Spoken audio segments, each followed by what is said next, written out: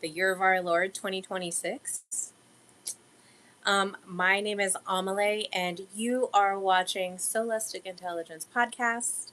And I think that it is officially live. So, once again, my name is Amelie. I am the creator, the host of the Solistic Intelligence Podcast. And I am so excited because we are ending our transmission of this really interesting subject of the um, I'm going to call it an embodiment arc. Okay, it's a whole arc of like we've built a structure, and so now we're just placing that final piece on the top. And so today is episode number 72. I can't believe it. It's a lot. And it is called Signal, and we'll get into it. Um, a large part of my work is looking at the digital age, the information age of the internet, all the way up to AI. And I think AI, from what I can tell, is its own emergence of a new power. So I believe I covered it last week that I was talking about how the information age with the internet and getting all of that set up and the connectivity and getting all that set up, the information, like we used to say knowledge is power, was like a big saying back in, at least back in my day. You would watch like Schoolhouse Rock and it's like knowledge is power. And when that was all before the internet, before that was kind of really integrated into our culture and our society. And now we're kind of at this point where we have so much, we have an overabundance of information, and that was power at one point, because before the internet, if you wanted to find out a thing, you had to get the book. And how are you going to get the book? Is the library going to carry it, or are you going to run into somebody that is an expert in it? The likelihood of that happening was very low. But now we just have all of this really immediate access to tons of information, which is great. I love sitting and puzzling over it and musing over it and trying to find meaning with all of it, and why are we here, and really digging into what is the bodily intelligence of us being here. And so with Signal, we're really just kind of giving it a little bit more life, a little bit more energy. So with the information age, then we move into the AI age. And so, what is the power there? What is the power with AI? And it's cognitive power or intelligence, right? So these two different, you know, parts in our linear timeline have been information, and now we're just coming up against cognitive or intelligence power. And what does that look like? And what does that mean to me as a human? And really, with any power that comes up, we start asking as a society, as a collective, what does that mean to us at being humans? Because we're kind of the star of the show here. So, really fun. So let's really dig into the topic today. So it's about Signal, and I got my notes up here. So this is the latter part of my whole series. I'm just gonna pull up my little notes here because I do have them all lined up. So I have 14 different topics that I've been covering over the last couple months. So every week I come out with another topic. So we started with foundation, talking about sovereign interiority. Who is governing your own body? Hello, Kindred. Did I did you get my SOS? Wait, what? I don't think I did. Uh-oh. Um yeah, maybe you'll I don't know where you sent that. So the sovereign interiority is talking about who's governing your inner world, who's driving your little body ship over there, okay? And then essence, survival, adaptation. What parts of you are the survival are you living in survival adaptation? Meaning that there's a fear that you have that you're just running with because you're so used to it. And then how are you getting beyond that survival into where you're wholly embodied and trusting yourself? And then we talked about multiplicity, which is managing all of these different identities that we have. Okay. Maybe it's being a friend, a mother, an employee, a coworker, whatever the identity is, it changes. And so, how are you managing all those? So, that's just in your 3D life. But when you go online, then you have this whole other, you know, spectrum of people that you can be online. So, how are you managing that psychologically? And then just managing it with your own agency within. Capybara 6'7". Yeah, you missed my 6'7" episode. Unless you didn't. That's awesome.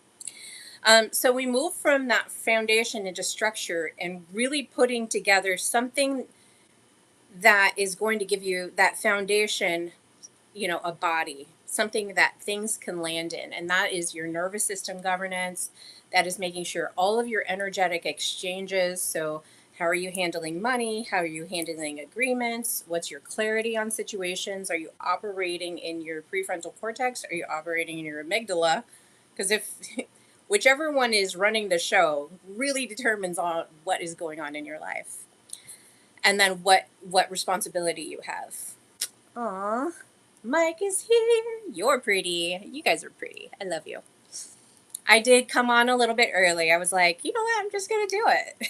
I was feeling a little tired. I was like, if I do it sooner, I can go to sleep sooner. And then, part of the structure is looking at spiritual bypass, looking at any bypass, really, like what are you avoiding?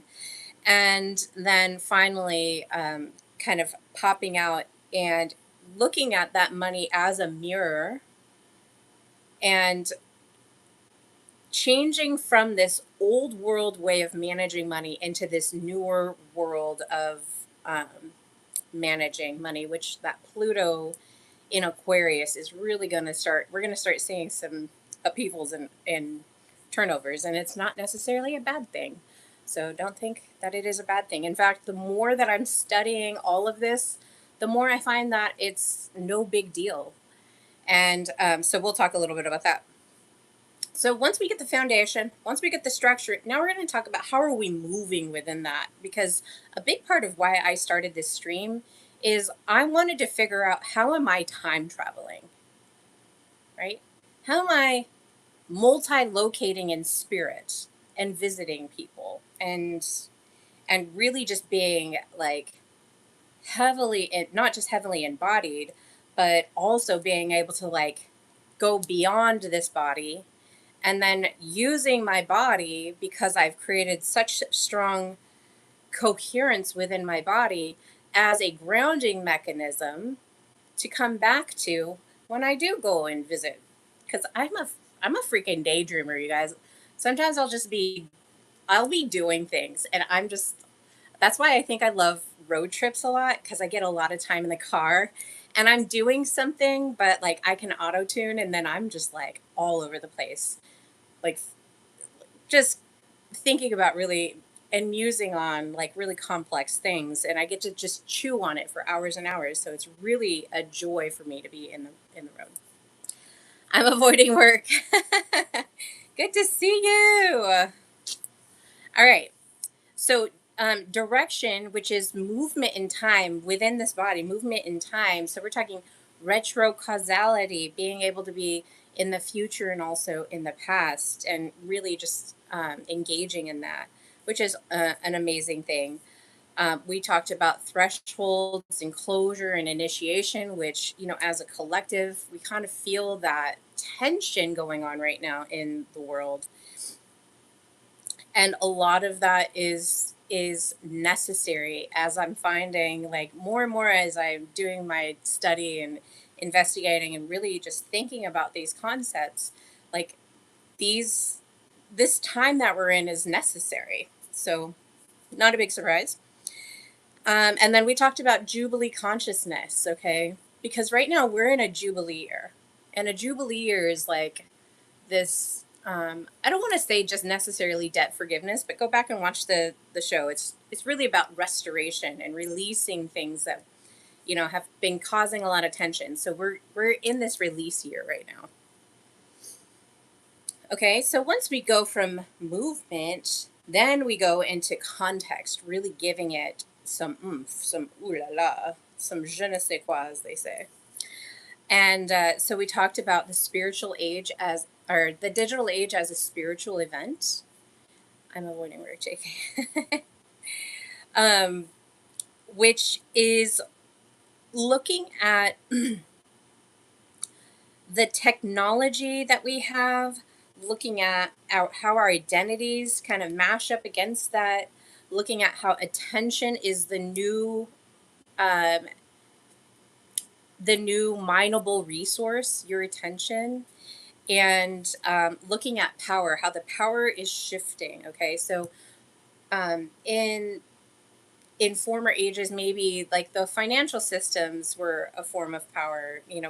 Just all different kinds of powers. And as I was mentioning earlier in the broadcast, how we went from an information, which we still have, that information is power age, but now it's in overabundance. We don't know what to do with it all. And moving into this AI age of where we have these, what do they call it? They're not code. Is it code? So whatever coding AI is, whatever the word for that is, um, how that is a cognitive power that we have at our fingertips, which once again, anytime us in humanity as a whole, like historically, anytime that there's any shifts of power, we start saying, well, what does that mean to us? And so what I found is wisdom, which was the final part of that context. Wisdom really is necessary, which is discernment and finding meaning in life. And I mean, that's not all wisdom, but that is a big part of it. So now we're going to be moving into the expression. So this is today's topic is signal, and signal is coherence that reorganizes others without forcing it, okay? So let's get into it. So, the first question that I would ask, just kind of bringing it up, is what if the greatest challenge of our age is not the lack of information? Okay. What if it's a lack of coherence, which is what we've been talking about? This is the culmination of all the things we've been talking about. What if it's the lack of coherence that we're experiencing? That's the greatest challenge of our age. So we now have more knowledge than any other civilization in history, which is wild to think that we can have so much information, and it continues building and building. We also have more intelligence, and we have more connectivity, meaning I can, pull up my phone and I can call somebody, I can text somebody, I can go onto the internet and search a thing and find the answers in a variety of ways. So the connection that we have to others, to information, to everything. I can go onto my phone and I can go onto Amazon and I can order, what's a weird thing that you wouldn't even think, oh my gosh. I can order a Bulgarian rose essential oil and literally have it within a couple days delivered to my door. Okay. So the connectivity that we have is immense. The intelligence that we have is immense. Like it's overabundance. But right now, so many people feel more fragmented than ever. Depression, um, feeling lonely, anxiety, all of these things are really impacting us as a people. So, the digital age or the information age gave us information, the ability to have all that information. And remember, knowledge is power. Okay. And so that was the big knowledge is power. Now we've got all this knowledge. What are we going to do with it? Now, the AI age is giving us intelligence. So we're moving from information into intelligence and really having these be our pressure and tension points to really start questioning, us. And neither of these powers automatically produces wisdom. Like wisdom doesn't just pop out because now we have information, now we have intelligence, okay? So, our question in our era now, as we're building this coherence and really becoming embodied within ourselves, um, the fragmentation definitely is more of a disembodiment than it is an embodiment, okay? The question that we're asking is, how do we transform that intelligence into wisdom? And then having that wisdom into coherence, okay? So I am going to be introducing this concept. This is going to be in my next topic, kind of my next chapter or whatever. Is going to be called the Great Disembodiment, which is really what we're kind of in right now. Um, this is a culmination of all of the digital age investigation that I did last year and this year. Really stemming from, why are people afraid of an AI takeover? What's the real fear there? You know, what is the real fear of having AI integrated into our lives? And yeah, we can say lots of things, the whomever, blah blah blah, all these terrible people, Elon Musk, blah blah blah blah, blah, whatever. But really, it's how it is creating a pressure and tension within ourselves of, who am I with these things around? Okay. It's going to replace me. It's going to take my job or my livelihood or whatever. You feel like you're losing, like some sort of scarcity is there. So, looking at this great disembodiment, it's a, this is going to be a kind of a witness of what separations we've been experiencing. So, for decades, we've witnessed this increasing separation of the mind from the body. Okay. And I talked a lot about that a couple streams ago, or last stream. Digital age phase one, like Marvel. Digital age, AI age. What are all the other ones? Does Marvel do that? I might have to watch Marvel movies then.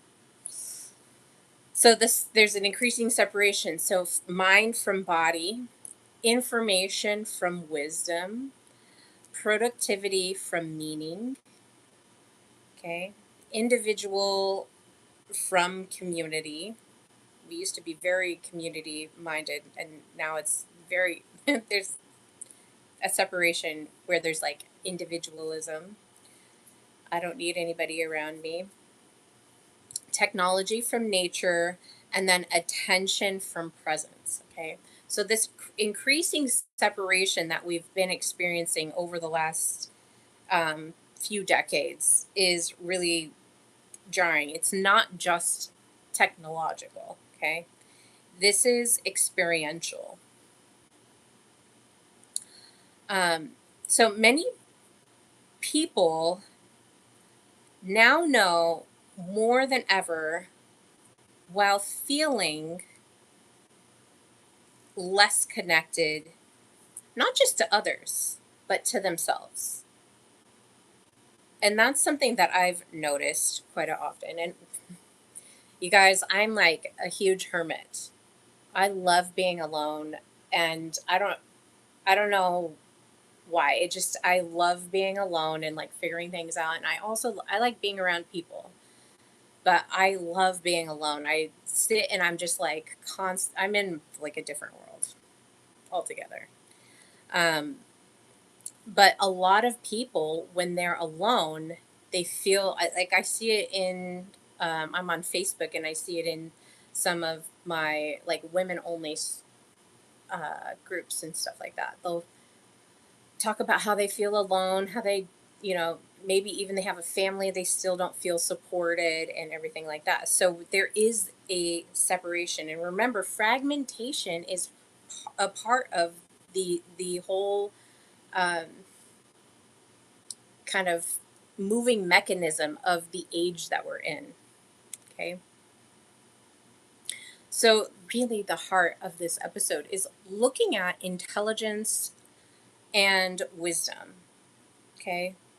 So, we have two different things. We have cognitive intelligence, and the cognitive intelligence that we have available to us, it's answering things like how much, how fast, what is possible, what patterns exist, really just kind of going for, productivity, um, going for how can I get the most with the least, how can I earn the most money, how fast can I get it, how fast can I get my Bulgarian rose essential oil, what is possible, really these cognitive questions. And that cognitive intelligence is answering all these questions. And intelligence excels at analyzing, predicting, optimizing, calculating, and pattern recognition. So it's great. I think it's great to have these AI tools be able to like take some of the cognitive load off of people, and so that we can work at what we do best. Okay, which is coming up next, and that's wisdom. Now, can AI give you wise answers? Absolutely. But can they give you meaning? No. It really halts at a certain point of, yeah, I can give you some wise advice. However, if you're in a situation and you're trying to establish meaning, which meaning making is really, really important to everybody. Okay, meaning making is very important to people. Um, But AI can do all of this cognitive intelligence, which is why it's one of the powers of the AI age that we're moving into. Okay. Yep. Like and subscribe, please. I'm so happy. Thank you. Oh, I forgot to say thank you guys so much. I have reached 300 subscribers. I think that's amazing. I really do love and appreciate you. And I hope that if you're watching and listening to this and something you're moved by it, at least, hit the like and subscribe button because it does help the algorithms. And um, who knows where my ship is going, where my body ship is going, but um, just love to have your support for that ride, wherever it is. Um, I know that this year is going to grow exponentially, and I just want all of the people to find really deep meaning within this. So thank you guys so much for watching and subbing and liking and everything like that. Okay, so AI is really good at this cognitive wisdom, cognitive intelligence. It's able to do all these predicting and analyzing and pattern recognition and all that wonderful chewable stuff that some a lot of people with relatively decent IQs are able to do that. Just not as fast as it can because it doesn't have the downtime that a human needs. And that downtime is so important to us because in that downtime is where wisdom is like bountiful. All right. So wisdom answers, it's not looking at how much, how fast can I do it? What's the pattern here? The wisdom is answering the whys. The why am I here? Why would we want to do that? Why? And toward what end are we, are we going in this direction? What's toward what end? What's the end result of what we're doing, and adding that why into there. Um, Wisdom also answers at what cost? At what cost are we, amplifying the AI data centers, right? A lot of people have really huge qualms about that. And I also agree to a certain extent that, yeah, why aren't we figuring out a better way to do it, right? So really wisdom is saying what matters, what matters with the direction that we're going, what matters with whatever question is of concern, and then what creates life, like when we think of the data centers and if they're really polluting the environment, um, a lot of people will have kind of an anger against that agenda or frustration with that agenda because they're really, we all want to like live and live healthily and live happily. Okay. So that's where wisdom really steps in and starts answering those questions. And wisdom concerns meaning.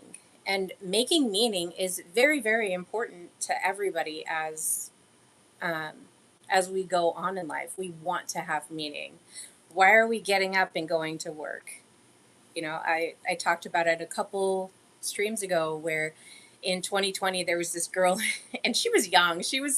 I think she may have been 19 or 20. She was very, very young. And, she's on TikTok and she's just tears streaming down her eyes in her car, just on TikTok or Instagram or wherever she was.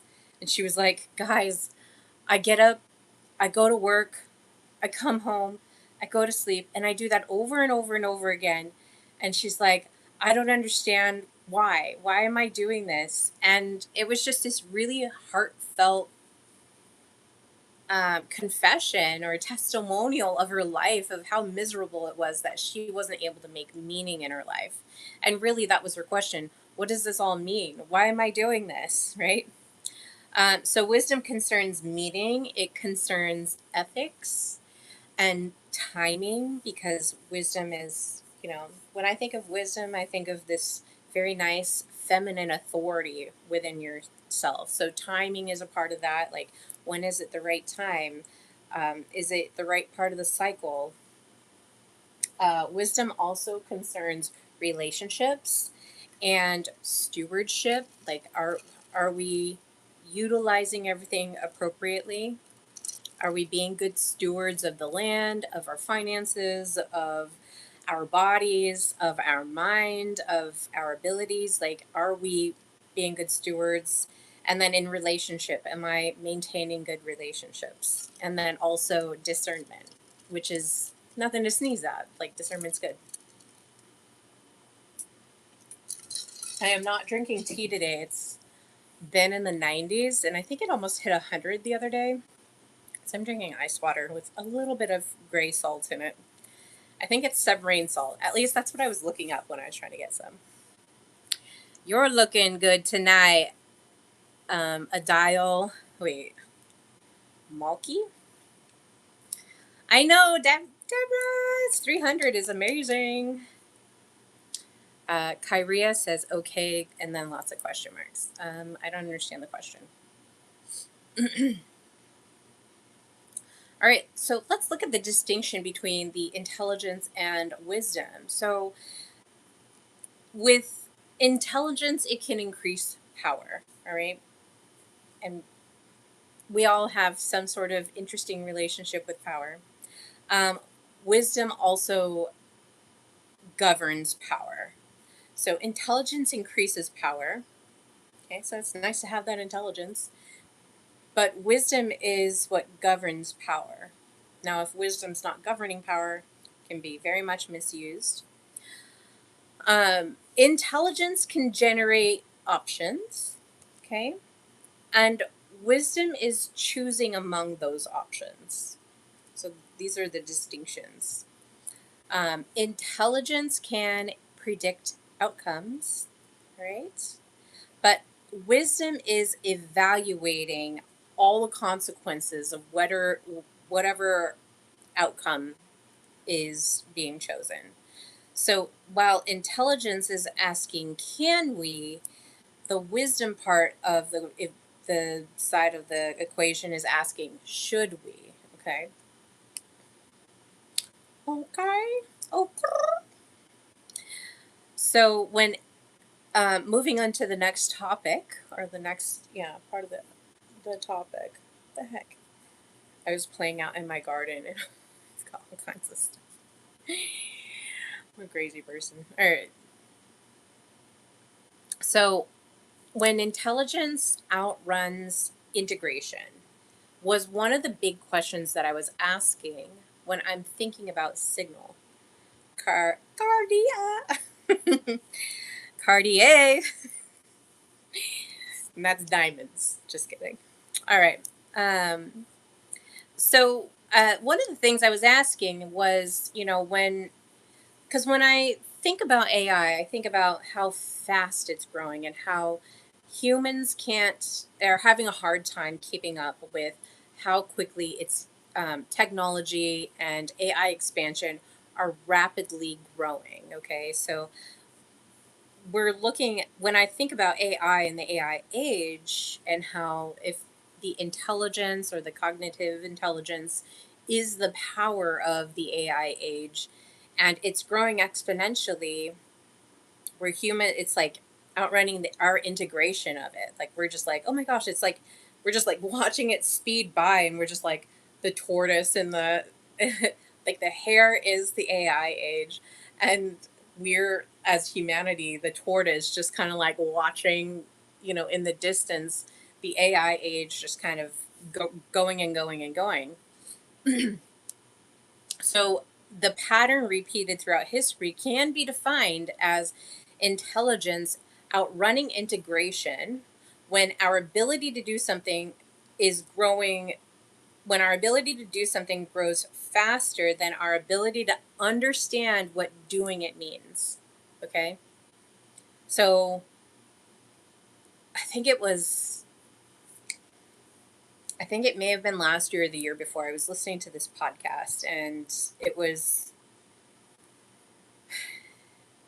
um, it was almost like a public show. Anyways, they were talking about how a data center was added in Tennessee somewhere. And the people were starting to get sick, right? And they're like, we don't understand why we're starting to get sick. And they equated it of this new data center was put up without like informing this town. And now they were getting polluted. And so I don't know what the episode was, but it was something where I had seen it in a chat and I was like, oh, I'm on a drive right now, so I'll just pop it in the car. But that they were put up so quickly that the people in the town didn't even realize that it was getting put up. And so, it's things like that that happen where that integration is not being handled at the same pace as the thing is going. So right now we're looking at the AI age, AI just kind of enveloping everything, and we're still kind of sitting back trying to figure out how, what, trying to understand really what doing all of this stuff means in our life. So let's look at some historical examples because I love to look at history and figure out, what it was in back in those times and think how would, if I was a person living back in those times, would I be going, what kind of challenges would I be facing? And are those kind of similar challenges that we're facing with the digital age, with the AI age? So the first example I'd like to say is the Industrial Revolution, and this was a huge one.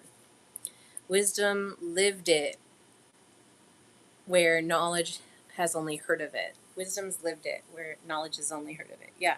In information, intelligence versus like that knowing. Book smarts versus street smarts, maybe.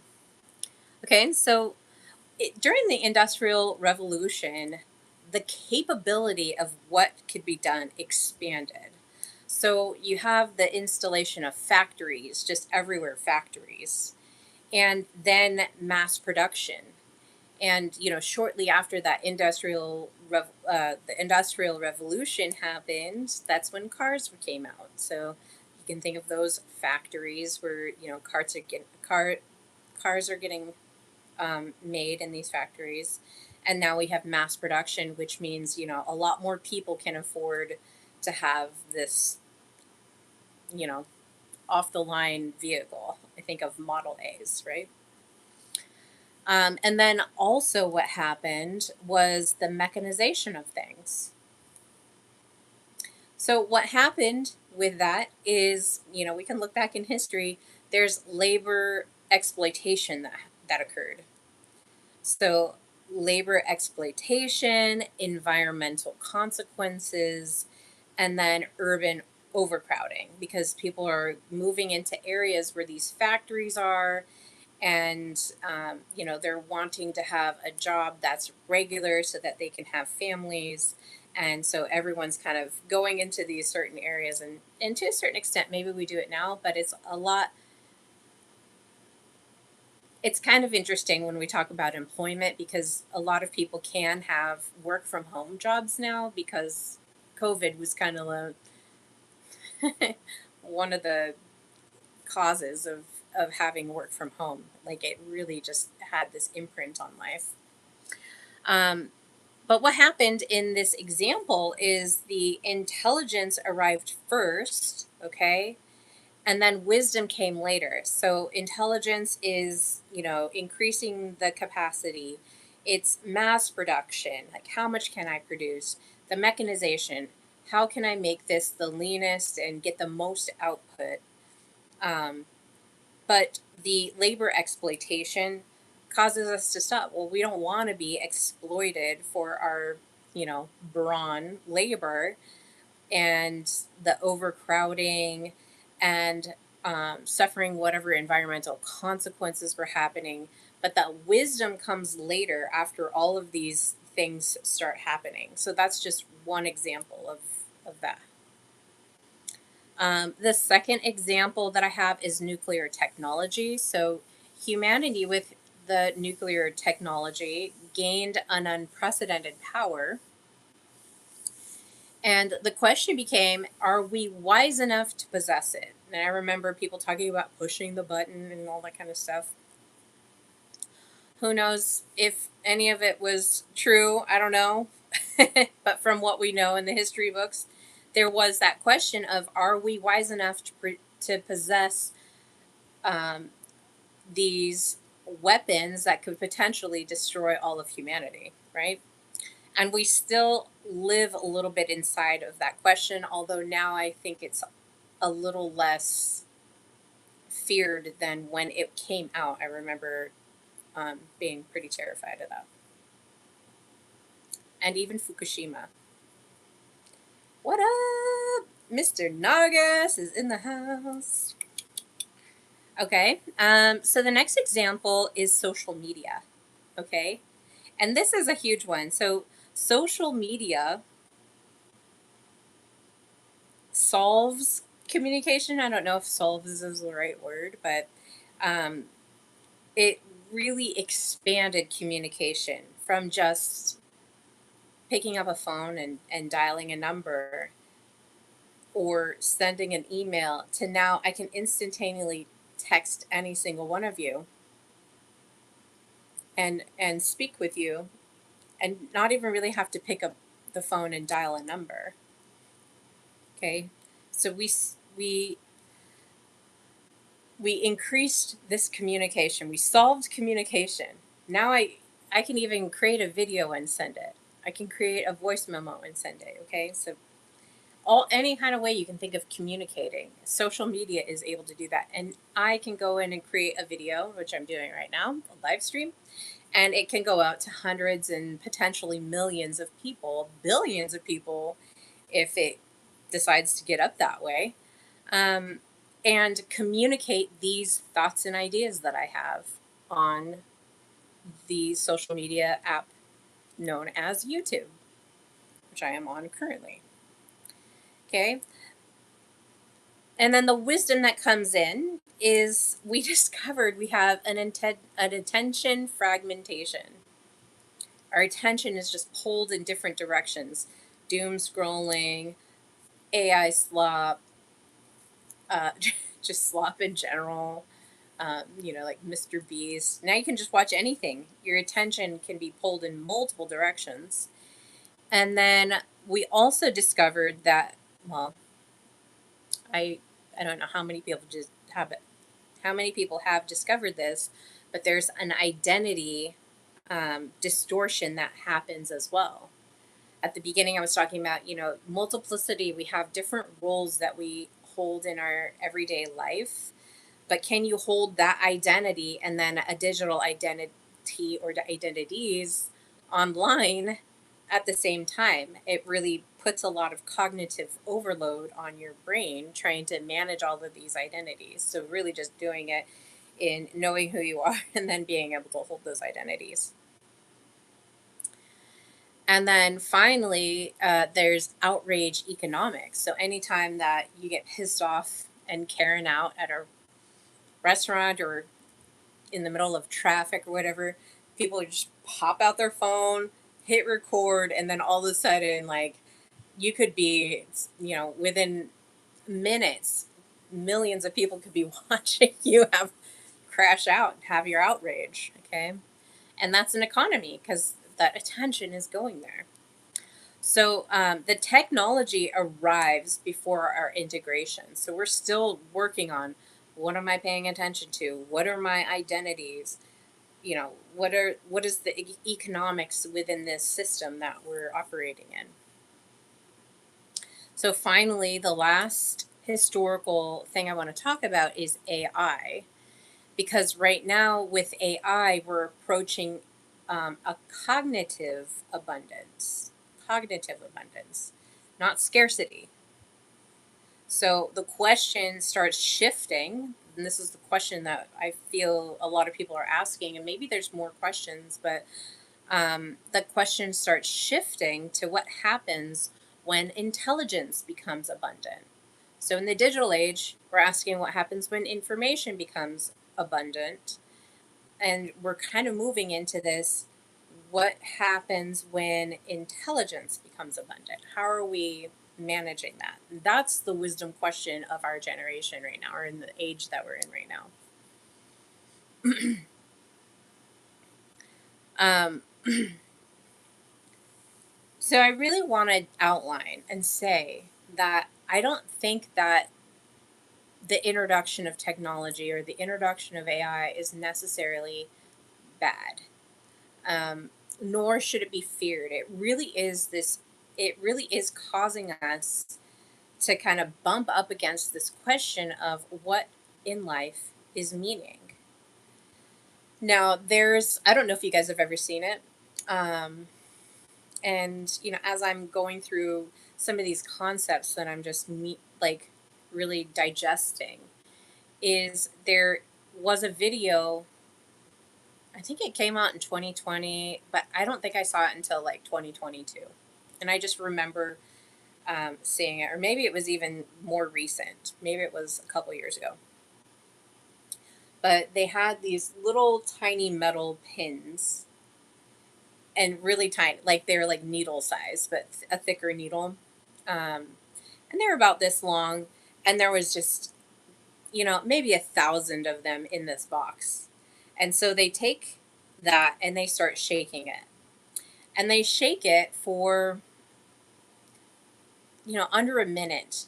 And within that time frame, all of the pins that were in there settled, and then they were all organized. They were in order. At least they were in the same direction within a minute. So you can look at that as like they were in there under entropy, and entropy is kind of this idea of like chaos or things breaking down, like disorder or whatever, into syntropy, which is order. So it moved from disorder into order. And really, when we start coming up against these concepts, that's how I feel our wisdom is just kind of like a simple shaking in the box. And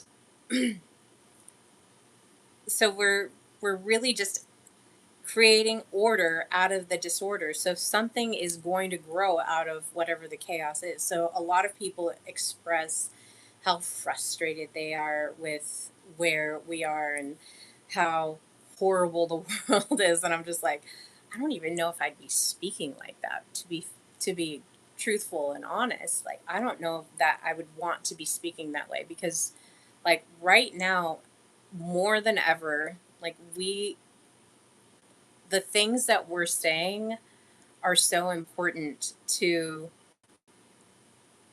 being present. So when you start to do the coherence arc that I've talked about, the embodiment shift, the things that you think and the things that you say become even more real faster. So if you're speaking fear into your body, into your 3D realm, wherever you're present, needle in a needle in a haystack, drop in the ocean. um, these things are they're being made manifest.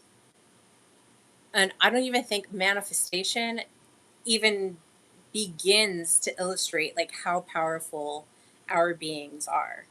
Now, if you're all disconnected and you still have this power and authority to author these things into being, imagine how much more powerful you are when you're in coherence with your body and your heart and your mind. And now the things that you're saying is like with intention and you're super conscious of it. How much more beautiful can your world be made and thereby others' worlds be made by just changing that frequency? Okay. So just kind of think that. So in the shaken box theory or the shaken box analogy that I'm using, it's because things are shaken and they begin to need to be organized. So, the little frequency in this box is causing it's not the chaos disappearing. It's the coherence is emerging through that chaos. It's being born out of that. And if you've been following me for a number of, months or whatever, you know that I love archetypes. And a lot of these archetypal stories are talking about the coherence and just little pieces within our lives of how that chaos can um, organize into coherence and have that emergence of that. And the more that I'm studying this and applying it to like the Bible verses that I've memorized and read and the stories and everything like that, um, the more and more I'm just like, I see our human body, the way it is made, how it operates in everything. And right now, with AI, even and the digital age, it's like they're creating this human structure, not in a human body, but they're creating this they're trying to recreate the human body in this technological structure because of how much of a muse we are. Okay? We're amazing. Nice one. Shot in the heart, and you're too late. You give love a bad name. Tears in the rain. Gracias. Jack in the Box. Wolfie coming in hot. 1111. Love that. All right. So with the shaken box, we're talking about coherence emerging out of this chaos structure. And this is um, kind of a nice analogy that I want to make for civilization because the digital age really shook things loose. Okay, it's shaking institutions loose. It's shaking our identities loose.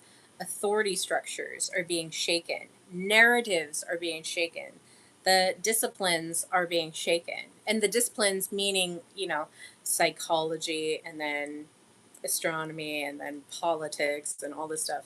Those the the little boxes that they've been sitting in are kind of conglomerated all together and they're being shook into a different orientation. It's being differentiated. Okay.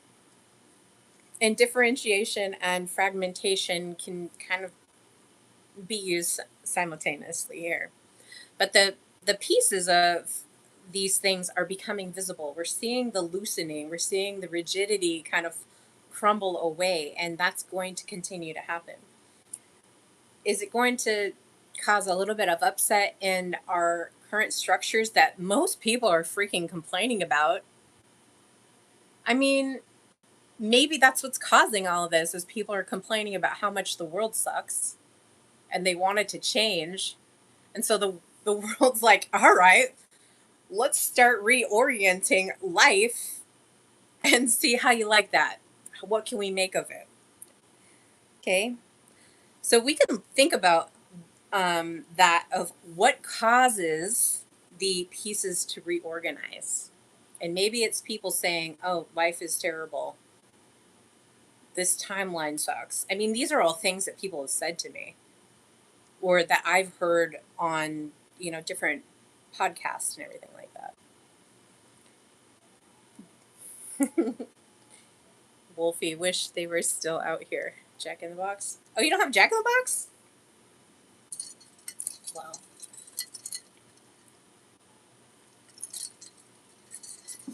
I haven't been in a Jack in the Box in a minute. It's probably been at least 8 years. You don't have any Jack in the Box? Well, I guess you're going to have to leave. No more staycations for you.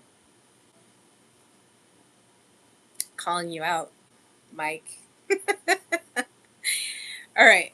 So let's really just kind of bring all this information back to, our topic is signal. And we're really talking about how it is felt and how we're transmitting, okay? So signal is not information, and it's not data, and it's not the noise that is around us, okay? Signal is a meaningful coherence within ourselves. What is being transmitted out? Now, when I say if you're transmitting fear, I don't know if I'd call that meaningful coherence, but it's definitely orienting the world in reorganizing it in such a way that it's like, oh, okay, well, that's a thing. That's why everybody, two people can have a similar experience but have different outcomes. All right. And it just depends on, allegedly, may it depend on their frequency that they're transmitting. Okay. So signal is meaningful coherence. It's the ability to perceive what matters, what is true, and what belongs together. Okay. Remember, wisdom is relationship. Wisdom is stewardship. Wisdom is knowing what matters, what is the meaning. Okay, so it's that ability to perceive what is mattering, what's true, what belongs together. And that signal emerges when intelligence plus wisdom work together. All right, let me repeat that. Signal is what emerges when intelligence and wisdom begin working together, because these two things got to be working together. So is it a little bit of a problem when, in the intelligence is going up really fast and the wisdom's kind of like slow to like that finish line?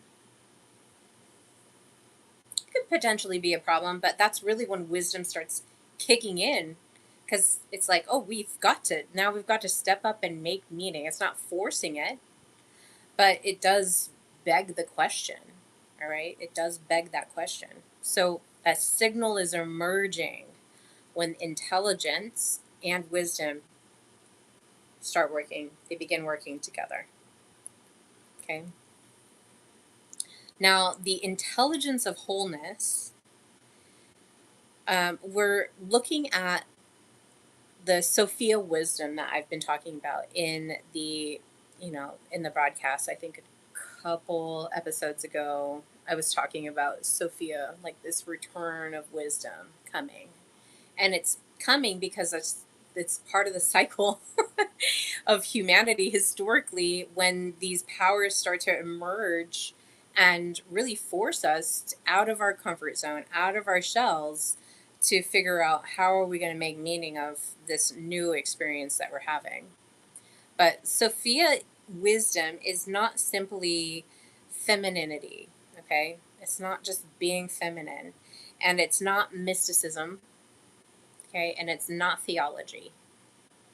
The Sophia here represents the capacity to perceive relationships, to recognize wholeness where others are seeing fragments. So you might see things falling apart. Right now, I'm seeing the just education in general in America is falling apart right now. Part of the reason is people in 2008 did not have enough children. So those children in 2008 right now would be, 16. Wait, 2008. 18? So they'd be entering college. And guess what happens? Across the country, admission rates for resident Americans, children, young adults turning 18, are dropping. They can't keep the same admission rates. All right. So you're seeing things falling apart, crumbling apart. I don't want to say falling apart because that's kind of dramatic, but you're starting to see things crumble. Okay. So the wisdom that's coming in, that Sophia wisdom, is that capacity to perceive the relationships, not just human to human relationships, but the societal relationships that we've created. It used to be the American dream: go buy a house, get a wife, get a white picket fence in a car, and get a college education, and then that's your American dream. Okay, and that was a seed planted in so many people, and that really fell apart. I was like, oh, that's what I'm going to go for. So I went for it, and lo and behold, it was very unsatisfying. It really wasn't anything that I wanted. It's just what I thought I wanted because I'm an American. But because it wasn't something that I truly desired and that my life was really meant for, I was living, an American dream, somebody else's fantasy, it fell apart, it fragmented. It didn't mean anything. When I got my degree, it was like empty. When I got my house, it was just the energy of it was unpleasant. So Sophia of Wisdom is asking, how do all of these pieces fit together? All right. And I ask myself that all the time. I'm like, how does the psychology and the philosophy and the quantum mechanics of a thing and the archetypes and the stories and the Bible, and how are all these things fitting together and making sense of what is going on in our world? How is it making sense of the digital age? How is it making sense of the AI takeover? Allegedly. Alleged. Lack of Jack in the Box is doing a number on the Mensa admissions. It's really a shame. Allegedly. Allegedly. So funny, Mr. Negus. Okay. So Sophia's really asking, how did all these pieces belong together? Now, a big part of Signal, the transmission of your beautiful energy, everybody has beautiful energy, whatever that is, that coherence, when you attain that, that's when the embodiment returns. Okay. A body knows when life is coherent. Okay. Because it can relax. It's like, oh, everything's great. Everything is awesome. Everything is awesome. Everything is cool when you're part of the team. Everything is awesome. Don't copyright strike me, YouTube. All right. So the body knows when life is coherent, and it knows when it is not coherent. All right. And I think that's why a lot of people, like, when they're seeing some sort of thing that they don't like in the world, they're like, oh, I don't like that. And it's fine to say that. However, have like a positive response to, like, it would be great if it was this way. Okay, allegedly. So when the body is in coherence, attention stabilizes, perception sharpens, creativity increases, and relationships deepen when it is in coherence. Okay? Attention stabilizes, perception sharpens, creativity increases, and relationships deepen when you're in coherence. Now, when it's fragmented, these are little key things that you can really watch for. Your anxiety rises. You start to worry about, oh my gosh, that's happening. What's going to happen after that? So, when I think anxiety, I think survival. And if you're always in anxiety, survival adaptation, because you've just grown to know that that is your baseline comfort, which is causing cognitive overload.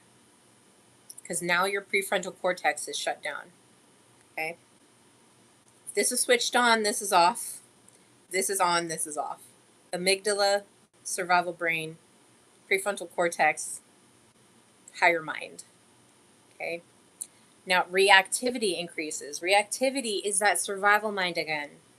Okay? If you're living back here and that's what's driving, the ship, we can probably say that you're in a survival mode.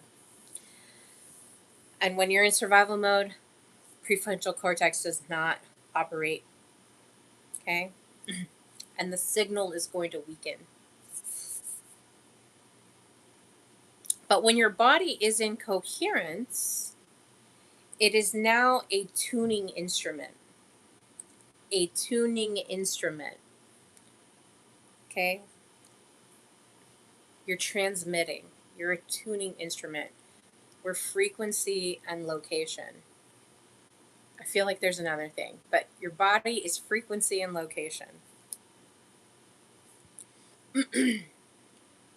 Okay? So I want to talk a little bit, and I know I haven't really said anything about it this whole arc, but I do want to bring it up because I think it's very, very important, especially when we come to the end and we're talking about the signal and your coherence and really the quantum mechanics of our bodies. Now, I may believe that prayer is a quantum mechanic. What if you've been in survival mode since a wee child? Well, Wolfie 1111, that's what I call survival adaptation. And a lot of us have little bits and pieces, some more than others, of survival mode mechanisms that we've relied on to get us through life. And, you know, that's why I have this podcast stream, is to help people recognize when they're in survival mode and then figure out how to get out of that, because I was there a good 2 years ago, definitely. 5 years ago, absolutely. And probably 8 years ago, it was disabled. Like, I was almost disabled because of how much survival mode I was in. So, a lot of the work that I've been doing since 5 or 6 years ago is really tuning into what is causing the survival reaction in me, and how can I get around to repair that and to really come into like a calm, rested, relaxed body. Because when you're in rest and digest, I call it rest, digest, regenerate, and repair. Hard knock admissions. That's your superpower, really, but always keep your head up. It is, but it's also a cognitive overload, because when you're in your amygdala and you're not in your prefrontal cortex, the decision making is harder to do. So when it's when you have confusion about, I don't know which direction to go, is that signal is shut down from you. And now you're just doing what's going to keep me surviving. So, really, just kind of, there's a lot of things that come into that, and it naturally happens. So, one of the beautiful things that I noticed for me was I was starting to do things that I enjoyed to do as a child before all of the survival adaptation really kicked in. So, especially this last couple years, I go swimming, I pick flowers, I go on walks. I've been really enjoying my bike ride commute to work because I get to see it when it's all frosty. I've got to see it when it's all frosty. And right now, there's just so many flowers, and I'm just really grateful that I have this beautiful environment to like go to work. And it's not a long time. I think it's about 15 to 20 minutes, depending on which way I'm going. But I get to see all these flowers. I get to smell the river in the morning, see the sunrise in the morning, and be outside for a period of time. Where, sometimes my survival mode and adaptation will keep me in the house for long periods of time. So I'm like, I don't even want to deal with it. But now I feel a lot more free. Okay. So thank you for the question, Wolfie, and thanks for watching. But let's talk about prayer. So, I I don't want to make the claim that it is a quantum mechanic, but I do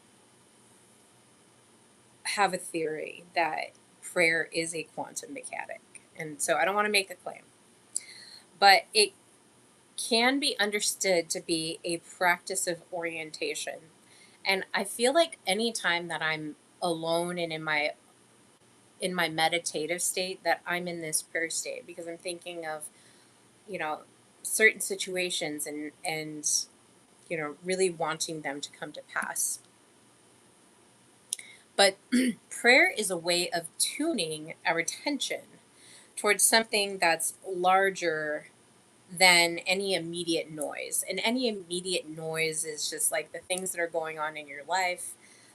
Maybe your kids are acting up. Maybe, your partner is, yelling at you, leaving you evil text messages on the phone. Maybe you have a friend that's like sending you walls of texts. Don't ask me how I know about those kind of things. But it's, not listening to immediate noise and turning and tuning your attention into something that is larger than the noise, of like notifications on your phone or whatever the noise is for you. So every tradition and culture has developed a signal practice of prayer, or contemplation or meditation, maybe even silence or some sort of like pilgrimage or um, journey on your own. What do they call it in the Amish community? Rums. It's not Rumsfeld. What is it called? Somebody knows. Or some sort of ritual as a way to like silence that noise and just kind of pull away from that. Now, when I talk about rest, digest, regenerate, and repair, I'm talking about the nervous system, but it really is this way of like stopping all the noise and then just sitting in silence and going into, your internal closet up in your brain and really increasing that coherence that you have. I don't necessarily think it's like, oh, solve this problem or oh, do that, make this happen, make this go away. Um, I don't think that is necessarily, I mean, people call that praying, but like the mechanic of prayer is really just coming into your own being and then releasing those transmissions in a quiet space. Okay. So really think about how are you meditating? How are you finding times to silence or to like stop all the noise that's happening? For me, I love putting my phone on Do Not Disturb on the weekends, and like I'll check it every now and again, but I'm not at it all the time. Or even during periods that I need it, putting it into sleep mode. So, like, you know, I have the luxury of being able to do that. Maybe not everybody does, but maybe you could do it for shorter periods of time. Sometimes I have to do it for weeks just to like stop that noise because I'm very sensitive to all the noises that can happen around us. Okay. So the quantum connections, um, while I love being in the quantum and really contemplating that quantum, um, I I also don't want to use all those quantum ideas as proving some sort of spirituality. And so even I have to caution myself with this, but I really enjoy looking at the parallels of like the quantum mechanics of life and then the spiritual connections that they have because I do think that there is some sort of connection, but I'm not here trying to make any claims. I'm just kind of spitballing some of these ideas out. And hopefully people are hearing it and then digesting that themselves and then they can make some sort of meaning out of it. So I'm hoping that you guys are making meaning and then after you've kind of chewed on it a little bit, you can spitball it back and just say, this is kind of what I was thinking or what do you think about this and have a really nice conversation about that. You told me that in the future, actually, I am a time traveler professionally. So there is that. Um, but quantum theory revealed that reality is often stranger, more relational, and more interconnected than classic assumptions have suggested. Okay. So it really is interesting. I was thinking about the first time I heard about quantum anything was back, I think it was like 2002. I was in the Portland Library in the religious section, or maybe even the self help section. And I was just standing there. I remember the corner so vividly. It's a beautiful library if you ever have an opportunity to go there. But I remember standing, it was in the corner in I think the second floor and standing there and I was reading this book. I can't remember the name of the author. It's a famous guy, but I can't remember his name. But the whole book was about quantum, like some sort of quantum mechanics and relating it to spiritual things. And I was just like, my mind was a little bit blown. I was probably like 19 years old. Um, so that's an age ago, at least. But it really is interesting seeing the interconnection between these two relatively interesting ideas. And it allows some questions to emerge of does attention change experience? Does your attention change experience? And, with things like the double slit experiment, it's kind of proving that yeah, you can change that, and there's lots of other different case studies that are going on increasingly now because of these studies, and now others are just wanting to prove this. Now that's why I'm like, I don't really want to make the claim that it is, but I just know that it is. Like, I know that we're able to like go into the future and or change things of what I think the future outcome might be so that it makes it easier to go there. So the interesting questions that emerge is, does attention change experience? Does observation matter? Does potential become actuality? And then how do relationships shape outcomes? Okay. So when we start asking ourselves these questions and really just leaning into this coherence of our own selves and becoming really connected with ourselves, I think a lot of these questions that we have around the noise of like, oh my gosh, I'm afraid that this is going to happen. I'm afraid that the dollar is going to fail. I'm afraid that this is going to happen. I'm afraid I'm not going to have a place to live in a couple months. I'm afraid. Okay. Now, if we're giving our attention, which is our greatest resource, especially now, if we're paying attention to those things, are we shaping these outcomes? All right. One step forward, two steps back into time and stuff. I heard once. Never backwards, always forward. I mean, I want to be on all parts of the timeline. I don't even want it to be a straight line. I want it to be like just star shaped going everywhere, like multiple locations here. My plane is not even 2D, it's not even 3D, it's 4D and 5D. That's where I want to be. So, one of the connections that we can really, or the underlying curiosity really with these questions is reality more interconnected than we once believed? Okay, chestnut checkers.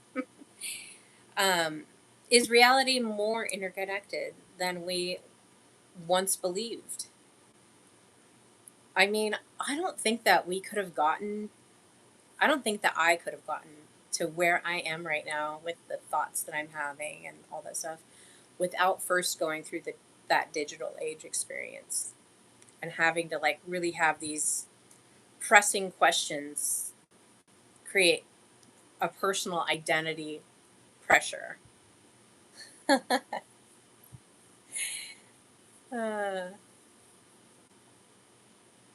to where I could even like appear in front of you right now and ask these questions.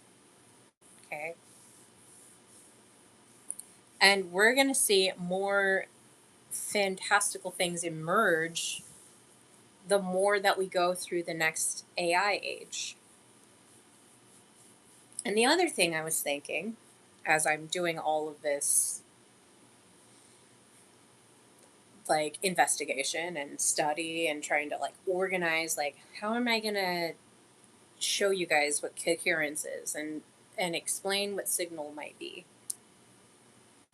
Um, but I don't think that we could come to the understanding that we have today without all of these things. And then in the future, with AI and the direction that it's going, all I can tell is it's going to help relieve some of the cognitive overload that I would place on myself trying to figure these things out and really just help be like a helper to where I can tap more into my wisdom and have more of availability of being in my rest and digest, flow state and become like find more meaning in life and figure out how in the world am I going to be a real time traveler? Because it's been on my resume for a while. I've only been apprenticing and I want to be an expert.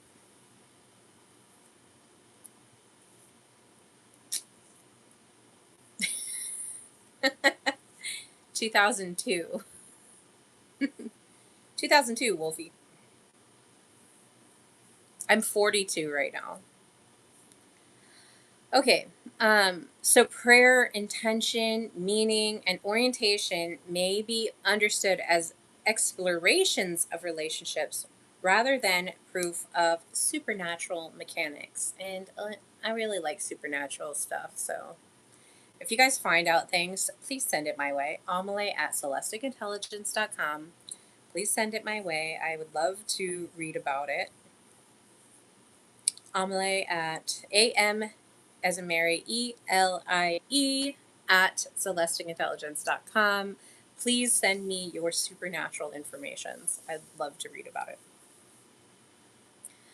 Okay, so let's talk about signal and the future. So the digital age rewarded information, and the AI age is rewarding intelligence. And our next challenge may very well be coherence, all right? Because we're going to need it. With the flood, the overabundance of intelligence, I think that we're going to need coherence. We're going to need people out there that are coherent, that are able to look at the spread of what's going on around them, make meaning and sense out of it, and really be solid in who they are and be a demonstration of this is what it means to be human. It's not going to be about who knows the most.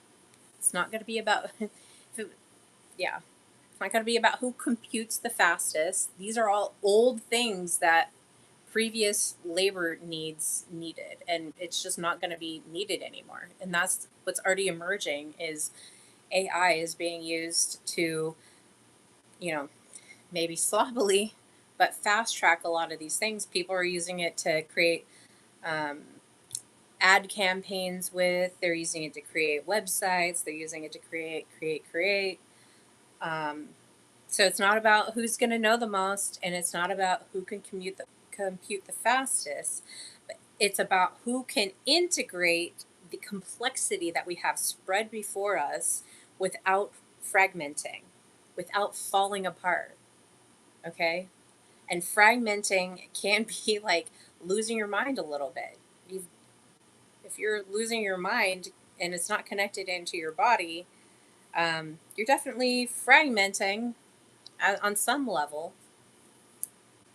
Okay, so this next challenge may be asking who can integrate the complexity that we have around us without falling apart, and who can remain coherent while everything else accelerates. Which we're watching it accelerate right now with AI. Okay? All right.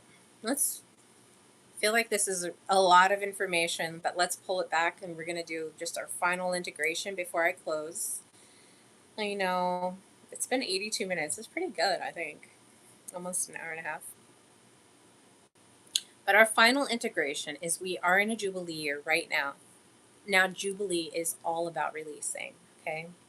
We're also in a threshold, which is this crossing period, which is, a lot of people are going to be afraid of, I don't know what it's going to look like on the other side. Well, we went through the Industrial Revolution. We went through social media. We went through agriculture as humanity, as a collective, and as a civilization. I'm pretty certain we can handle this next crossing of a threshold. Okay. We also looked at retrocausality, which is this future orientation. We're orienting the future in our present system right now. And this body mechanism is a grounding mechanism. So funny. I got to choose a nickname in a group that I'm in. And I chose copper for a variety of reasons. But copper is also a grounding, is used to ground things. So if you have wiring in your house, you have a copper ground that goes into the actual ground so that your house doesn't spark up, so to speak. Okay? So we're using our bodies as a copper, what would be a copper ground in an analogy for this spiritual traveling that we have this capacity to do. Okay? And we can do that by going into the future. We can go into the past and really heal things. I've been doing it all year, and if I could tell you without releasing too much information, all I can say right now is it's wild. It's so wild. the things that I'm doing already. That defo blew my mind. You still don't look 44. I would have guessed 30 tops. Oh, you're so sweet. Thank you. I'm trying to retro causality my face and body into my 30-year-old self. I'm aging gracefully. I'm aging gracefully. So retrocausality is that future orientation. Sophia is looking at that wisdom part of it. The great disembodiment is the differentiation we've been experiencing. And the signal really is the culmination of just reintegration of ourselves back into ourselves. Really just kind of pulling ourselves away from the noise that's kind of like trying to pull our attention away from what really matters. That's you. You and your beautiful body and the amazing technology that it is can time travel, allegedly. Not making any claims, but I'm getting there to where I can make a claim. Because I think it's absolutely possible and we can do it safely. And that's been my goal. That's why I'm here. Okay? So, really, just being able to sort through all the noise that's in our society, all around us, and really just coming back and reintegrating into what we were born with. Popped out of a womb like this. Okay? Closing transmission. Perhaps the future doesn't belong to those who are the loudest or the fastest or the most intelligent. I don't think that those things are really it's not really gonna be a part of the new economics. I think that perhaps the future is who is capable of coherence. And where are those that can integrate the knowledge that we have into wisdom? Who out there is able to do this? Okay? So it's taking wisdom into embodiment, embodiment into signal, and the signal was never absent. You're born with it. It's in there. The flux capacitor. Best realm around. Woo-hoo! I love that. Okay? And that signal was never absent. And the question was whether could we hear it beneath all of the noise? And the noise being social media notifications, emails, phone calls, whatever outrage is going on, whatever is pulling your attention away from actually focusing inwardly on yourself. 1.21 gigawatt. Heck yeah, let's go. 9.11 gigawatts. All right. So, this concludes the transmission of our 14-part arc of the series, which is really kind of this coherence arc, getting back into coherence. And the digital age fragmented attention, and I don't think that is necessarily a terrible thing because it really just made me even more aware of attention and how attention is going to be that new labor resource as we move into the future. The technology race right now, it's not loud. It's who can create the brain computer interfacing peripherals that will replace mice, keyboards, any other attachment that goes into your phone or any device that you have that's accessing the internet, which arguably might be, well, maybe not the internet, but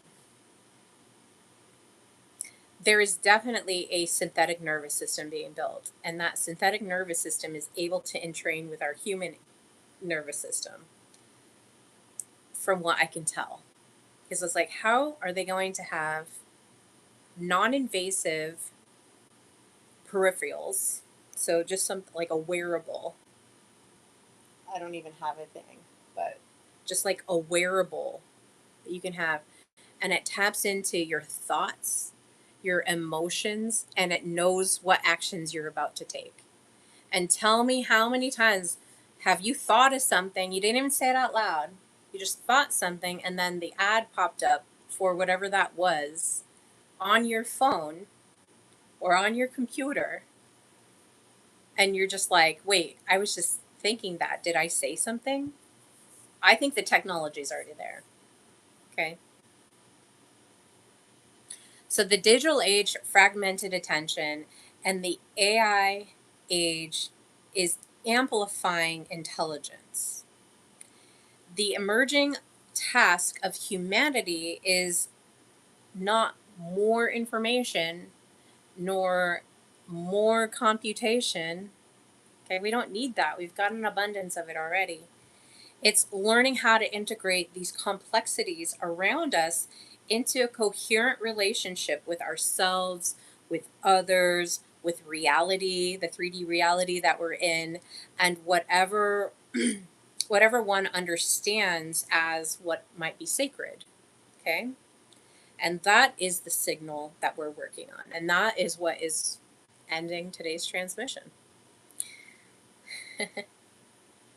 I have to tell you about the future. Marty. Oh my gosh. I haven't, I probably need to rewatch that. I might need to rewatch all these movies that they're redoing because I think that it's like maybe hiding away some of the heavy information that's in it. And just, with all the information that I'm like, it's not even information, with all like the understanding that I'm gaining with doing these streams and these podcasts. I think going back and looking at old movies and really seeing it from a different perspective is going to be kind of important. Um, and maybe that might be a new,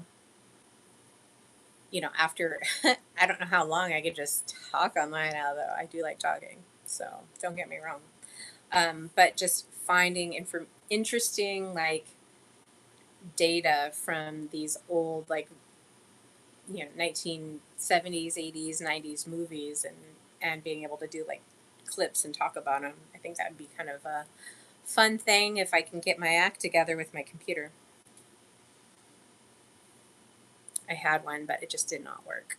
I had to return it. Whew. What do you guys think? Yeah, it's very heavy. It is heavy, Mr. Nargis. Um, I hope it's been helpful. And I hope that if you're just tuning in and you're really curious about the whole thing, you can go back. I don't think I sound like too much of a crazy person at 1.5, because I know that it is a lot of long form, but maybe you have like workout in the yard or something like that. You can get, a podcast done over a couple weeks, and could help you. But anyways, well, um, we love to listen. I love that you guys love to listen. Thank you guys so much. Thank you guys for joining me. My name is Amelie, and I am the host here of Celestic Intelligence. We've just completed episode number 72, Signal, and that completes our arc of coherence that I've been working on. I didn't even name it, I think, until this week. So, but it's an arc of coherence, and we're going to be. I don't know if I'm going to jump into my next arc or if I'm going to talk about some of these other things, because I really wanted to talk about entropy and syntropy, kind of the shaking nails, and really just dig into those mechanics, because I think it helps to, I don't know, I was a science nerd. I always like science. And so I like to talk about science.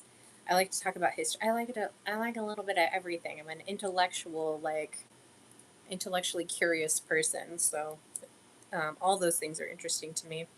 But thank you guys so much. Love you. Please tune in. Please make sure you sub and tune in next Tuesday at 5:30. I may be going on summer solstice to do a little midsummer. You guys can hang out with me while I make a flower crown or something. But it's been great seeing you. Wolfie, thanks for joining. Mr. Nargis, thank you for popping in. Mike, thanks for always being here. And everybody else that's watching, love you so much. And I will see you guys next week or maybe this weekend. All right. Bye.